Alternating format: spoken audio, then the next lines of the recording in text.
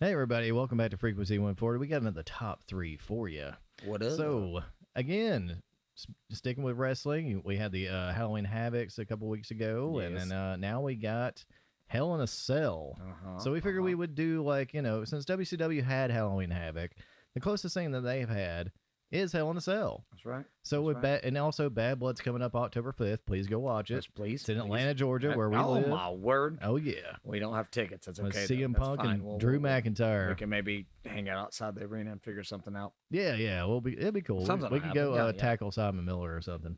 Hey, I'm down with it. I got low, you got high. Yeah, that's Okay, it. Cool. Yeah, Perfect. be good. Yeah, he'll kill us. All right. No, it doesn't matter. It doesn't matter. It's unison. Well, but we'll be Tag on it. team. We'll be on a show, so it's good advertisement. That's what it is, man. Yeah. There's no bad news in this industry. There's no bad publicity, right? Oh God, no.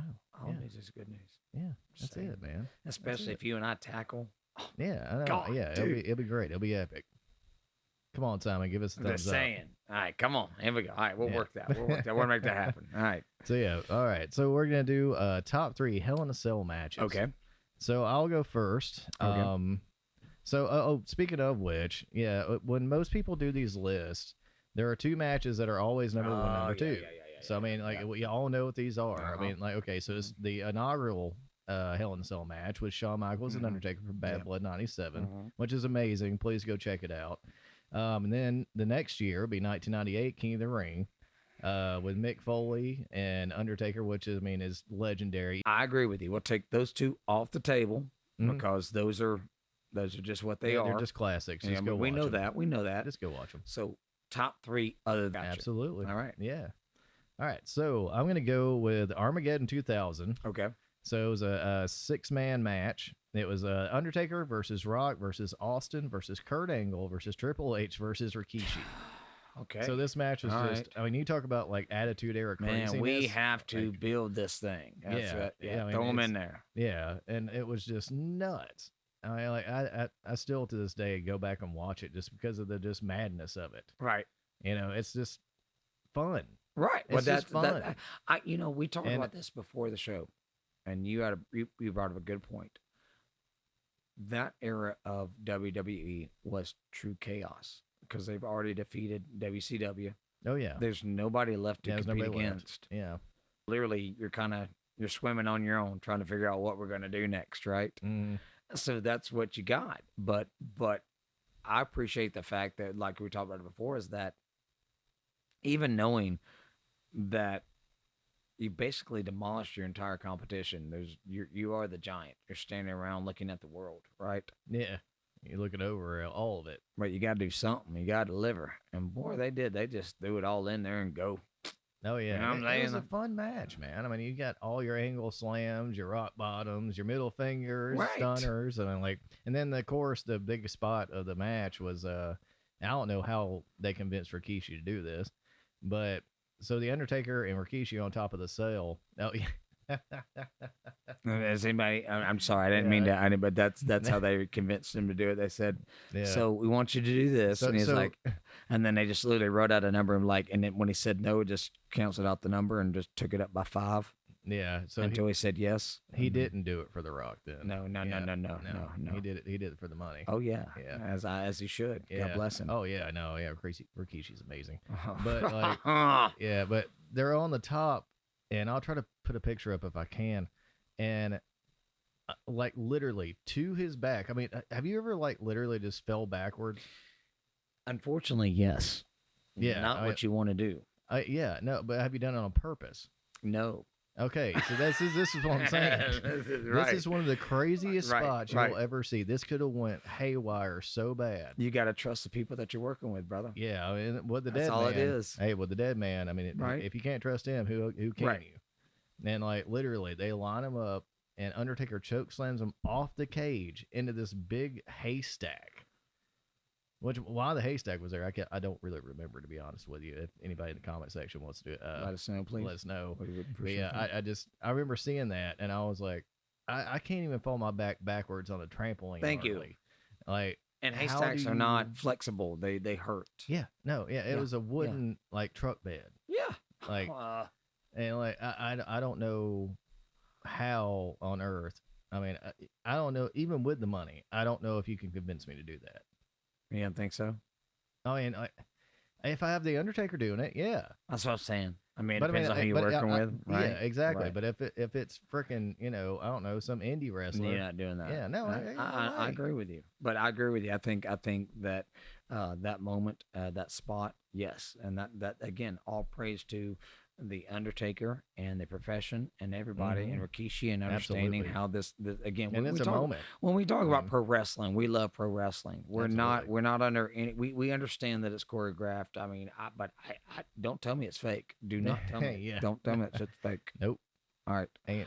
It's Because I far look from at it. you're right. I look at matches like this and spots like this and just moments. It's like if you're not working together as a almost like a dance and you're not physically able to do these things, you're dead. Yep. You are. You're dead. Yeah, I mean, you Right. literally take your life in your hands, man. So I appreciate you calling out that spot. The fact that I mean it does. It takes not only Rikishi knowing who he is. I mean that's a big dude. This ain't a small Yeah, dude, man. No, he's like It don't matter. It don't matter. 370 pounds Right. or It don't something matter at how the you time. throw him. You're Like, throwing. just stacked. It's landing the same way. Right. Absolutely. Yeah. And either he knows how to land his body and take care of himself, or he's done.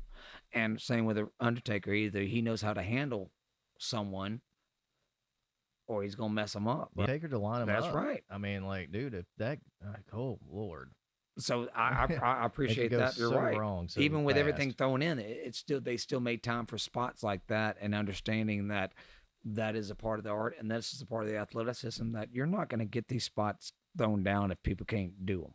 No, absolutely. Yeah, And these folks they know what's up. No, yeah, you know? this is professional wrestlers Amen. being professional Amen. wrestlers. That's right. That's Yeah. right. So good call. I like Yeah. that one. I like that Love one. it, love it, love it. All right, so the next one, I'm going to go with Brock versus Taker at No Mercy 2002. Oh, okay. And so Taker comes in with like the cast, right? Mm. And like, he wants to kind of take it off and like hit Brock with it and everything, and it's a bloody match and it's so good. I mean, these people just tear each other apart. And one of the few matches that where Taker doesn't go outside the cell. Like it doesn't go anywhere outside the cell at all. And you just have a brutal match. Right on. And it's literally what it's advertised as. Hell in the Cell. Right on. Okay. And I love that. I love that storytelling, man. Just kept it Like, in the it's cell, amazing. down and dirty. Yeah. Get And to it. it's one of the greatest matches you'll ever see on top of it. Just not even just a Hell in a Cell, just amazing match. Well, And with the Taker's hand, he kind of regretted it at that point because of, again, storytelling. right. He went up for the tombstone, and then like Brock kind of reversed everything, got the F5, and then Brock gets to be the next big thing because that's what they were building towards. And the dead man, should. As oh they yeah, should. absolutely. Yeah, and the dead man gets his L, and that's it, man.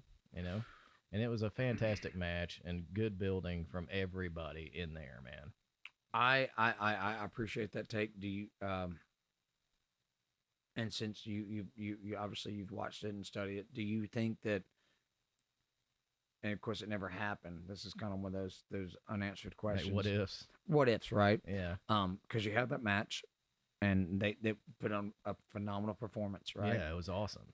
Years later, do you remember when Undertaker went to the UFC bout? Yes. Right? Yeah, Okay. yeah. So they recently asked him about that on one of his podcasts. Like, what was that? Was that a work? Was that a shoot? And he was like, no, we were trying to generate some press. We're trying to get things going. Yeah. So there were things in the mix. I think there could have been a lot of other things done with Brock Lesnar and Undertaker. And don't get me wrong, I'm not knocking Brock Lesnar. I do not believe he should have been the one to break the streak. Oh God, no. No. I'm sorry. No, I don't. I mean, like, but I mean, when he was coming up, I mean, this match was good, but yeah, no, I Right. understand. Like, the streak, See what I'm saying? no. Yeah, the streak. No. I think they were He kind didn't of need it. no. Right. There was no there was Yeah, no I mean- necessity for it. He was already who he was. So- He was established. So number 3 All right. for me, I'm gonna go with the end of an era, WrestleMania 28, the third match, actually, in between Triple H and the Undertaker. They had Hell in a And, Cell at WrestleMania, Yeah, so they're kind of trying to, they really yes. yeah, I know. That's Yeah, what we it's figured out, right? it's rare it happens, but I mean, like, they'd only do it. I think at WrestleMania 32 also Yes, with Shane yes. and the Taker. Also, well, Yeah, again, they're Taker. good. Again, we're gonna mention Undertaker a lot in this Look at episode. you wrestling nerd. I know. Yeah, Congratulations. yeah, I know. Right I on. don't know if it's a congratulations thing. I don't know. 2 thumbs up. Thanks. But yeah. So the end of an era match and Triple H versus the Undertaker. All right. Amazing match. Shawn Michaels is a special guest referee. Mm-hmm. And the drama there, because I mean, Undertaker 3 years previously fought Shawn at 25 and 26. Mm-hmm. Now 26, he ended Shawn's career, and since Triple H is Shawn's best buddy, like, everybody kind of thought, okay, well, they're gonna just tag team this one, and just kind of screw Undertaker out of his streak, and in a way, it kind of almost did happen. It was a lot of fun to watch that match because it was very, very brutal. There was like a spine buster on the chairs. There was that spot that I'm talking about. Undertaker had put his hands on Shawn and kind of like shoved him. And so Shawn gets back up and Undertaker turns around. He super kicks him and then right into Triple H. And then Triple H puts the pedigree on him. And then 1, 2. That's it. No, he's not done. No, the Undertaker's not going. All right, down. so think about it. So that spot though, you literally think it's over. It's done. That in itself, the way you described it right there. So you got a super kick by Shawn Michaels, you got a pedigree by Triple H, and Undertaker still kicks out. Yeah, because he's undead. He's supernatural, man. That right there. He's the dead man. Right on, brother. I mean, that moment. You're right. That's a great moment because you literally it solidifies who Undertaker is. Mm-hmm. Super kick, pedigree, still kicking out. Don't matter. And yeah, yeah, man, it's so good. That's a good call. That's a good call. Yeah, then towards the end of the match, they beating each other to pieces, and then of course Undertaker rises up. The iconic crowd goes crazy. Shawn's begging him to just stop and just be like, "Look, please, just we're done. The match. All right, please, like please. You win." Yeah. Yes. And he's like, "No." And then Triple H does the suck it thing, and then right into the tombstone. You want 1, it, you 2, got 3. It. That's right. And it was amazing. That's right. Then they walk up to the ramp and do that classic picture. Where it's just those three. Right. And oh man, it was so good. Right on. Absolute classic. I'm sorry, Brett. I love you, but yeah, I know, right? I know you said it's 4 out of 10, but dude, I'm talking like that's probably a 9.5. Hey man, if you're at home watching TV and you're eating your dinner and you're watching this match and you're a wrestling fan, that you are loving this. Yeah, right? It was awesome. Good call. Awesome. Brother. So there you go, buddy. That's my top 3. So you get on with it, buddy. All right, here we go. Let's see. All right, so starting at top 3, and I know it's going to be a little bit crazy, right? Yeah, sure. If you don't mind, can I see those real quick and make sure I get everything right here? Because I know the one I'm talking about, my not top 3. I just want to make sure I got the year right. Okay, so top 3. Sure. This is crazy. Edge versus Undertaker. Oh yeah. Oh yeah. And this was during the PG. Yeah, this is in the PG era. That's right. Okay, that's right. Yeah, this was one of the first pay-per-views in the PG era. Yeah. The reason I put this at number 3 is because you have both performers who are under limited. Mm-hmm. Yeah, there's no blood, nothing. Like even chair shots. Why were we even doing Hell in the Cell? Don't know, but hey, we got it. And I don't think you could have asked for 2 better folks to actually try to pull this off in a PG era type thing, because that's what it was. I mean, it was nothing like what we grew up on. Like you just said, if you grew up on Hell in the Cell and WWF, it was on. Oh yeah, that was you were seeing some stuff, man. It was right. That ended all feuds, and thankfully it still will. So to see Hell in the Cell and a PG rating, but yet still able to pull it off, I gave it off to them. That's them, because they had very limited things to work with within the circumstances they were given. Oh, yeah, that's really cool. You know what I'm saying? It's almost like back in the late 90s when Bill Watts came into WCW and they took off the mats and everything. The mats, and you couldn't come off the top rope. But yeah, you still have folks like Flying Brian and Johnny Flamingo and Johnny B. Bad, but they found a way to make shit work, right? Mm-hmm. I appreciated that. I appreciated, working within the confines of your circumstances, but yet still giving the best performance you could and making it happen. I respected that. Absolutely. Because I understood, man, you can only do what you're going to do, right? Mm-hmm. So, match number 2, I'm going to go ahead. I'm going to give it to, I'm going to say Shawn and Triple H. Okay. Okay. Yeah. Bad Blood 04. Right. We finally got back to the point of where we can beat the shit out of each other. Yeah. It's very true. Yeah. I think in this match, and I think we were all kind of waiting for it, because if you're a fan of DX, like knowing the DX history, Shawn lost that match in '98 to Stone Cold.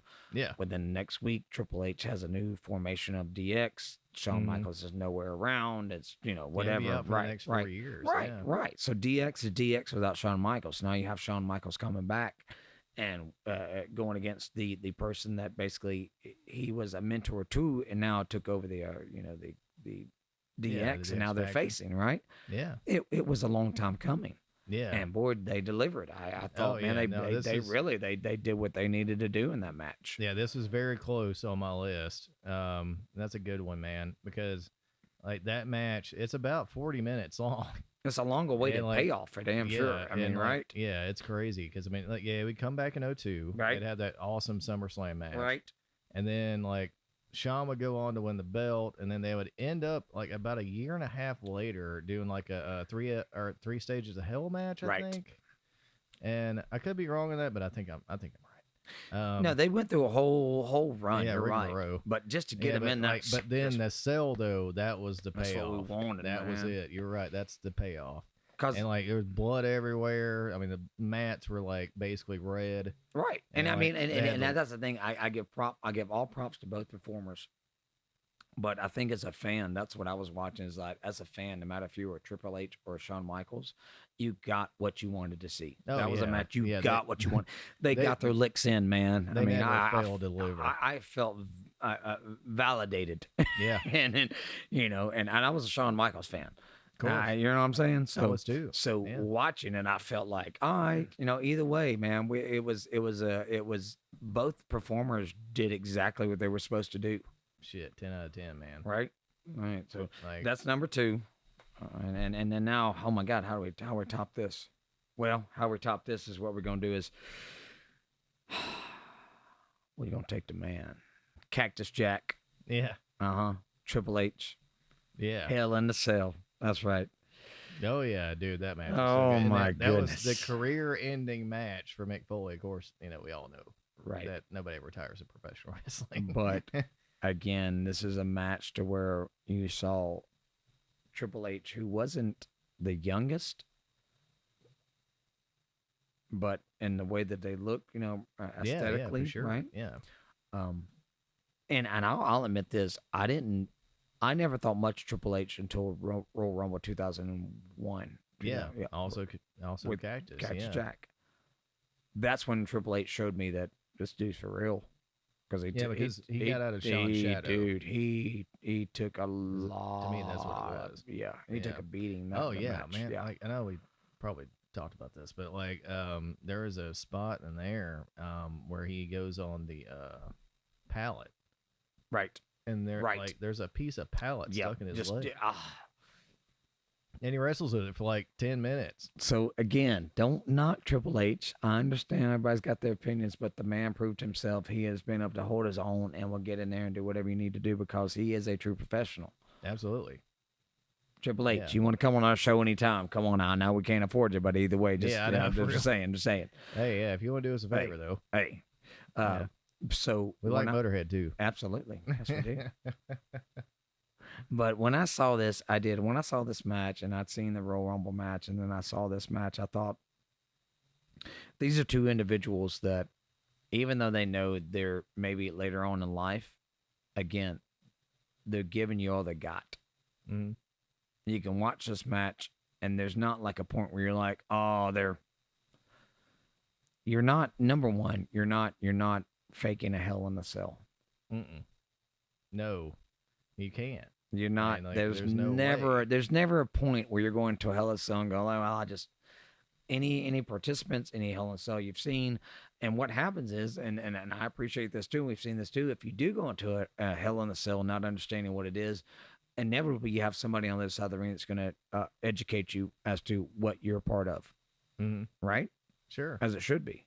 Yeah. But most people, and inevitably everybody that I've seen, they understand when you go into a Hell in a Cell match, you are literally going into war. It's almost like the old school war games. It's just not two rings, right? But I mean, I want to see folks going to war. I want all the rules out the window because there is no rules. No, I want to see you go down and throw down and do what you need to do. And folks that can understand that and actually have taken part in that, like Mick Foley, Cactus Jack, and then Triple H just giving himself and say, "Let's go." Yeah, dude. You talking about rules, man? Right? Like breaking all of them, like that. Where they're on top of the cage and Mick Foley lights that torch on fire. Right. Yeah, that caused a lot of controversy because, like, they basically that the fire marshal or something of the building was like freaking out because they nobody said nothing. So they don't. That's what cracks me about Mick Foley. Nobody gives a crap about the fact that Mick Foley is about to do whatever he's going to do and this physical damage. But you lit a torch in a room. Yeah. What are you doing? Yeah. No. Yeah. Right. Yeah. Don't worry about the backdrop through the cage and all the way through the ring. You lit a damn torch in the damn room. What, dude? That's a federal offense, bro. What were you thinking? You are crazy. You are crazy, sir. Just imagine the conversation backstage, right? Like, I know we saw the blood, we saw this, that, and the other, but how dare you get up and light something on fire in an arena? I mean, what were y'all thinking? Yeah, they're all sitting there crossed arms, shaking their heads. But you're right. It would be Mick Foley go bang bang. Yeah. That'd be the ultimate. That'd be the ultimate response to the whole. You just walk out. Discussion. Like, we out. All right. It's like he'll even visit man's number. We paid rent for the building. We're fine. Everybody's made money. We're good. Because it was, man. But that's my Great number one match, right there. My number one is right there because it was one of those moments to me that where I saw two competitors who I'd seen before. I knew they could go, and they went. And yeah, it's they not like disappointed, man. and I'm not looking for gratuitous violence. What I'm looking for is for two athletes who have been doing this long enough, and I respect and I've watched them. Give it to me, because I know what they know what they're doing. I got faith in them. You know what I'm saying? Yeah. But that is what that without a doubt. Anytime that anybody and physical athletics can get out and just kind of give yourself to the sport, to the moment, to what your people are watching and enjoying. Granted, long-lasting effects and may ruin your whole life, but I so respect people that can live in the moment. People want to hear this, they want to see that. I'm giving it to them. That's it, dude. That's what it's all about. That's a whole nother level of entertainment. That's why Mick Foley is God in professional wrestling. That's right. Wow. That's right. That's when those signs are made, man. Amen. Well, that's our top threes. I hope you enjoyed them. And if you have not seen them, please go watch these matches. They're amazing. And watch the other two that we mentioned also. Again. Yes. And if you haven't watched the Halloween Havoc top three matches, please go watch it. Yes, absolutely. And so with that being said, I'm Bennyboy, and Shawn, I'm going to show it to you. Geeks, freaks, and nerds unite. Thank y'all so much. We appreciate everything y'all do. We'll see y'all next time around. Peace.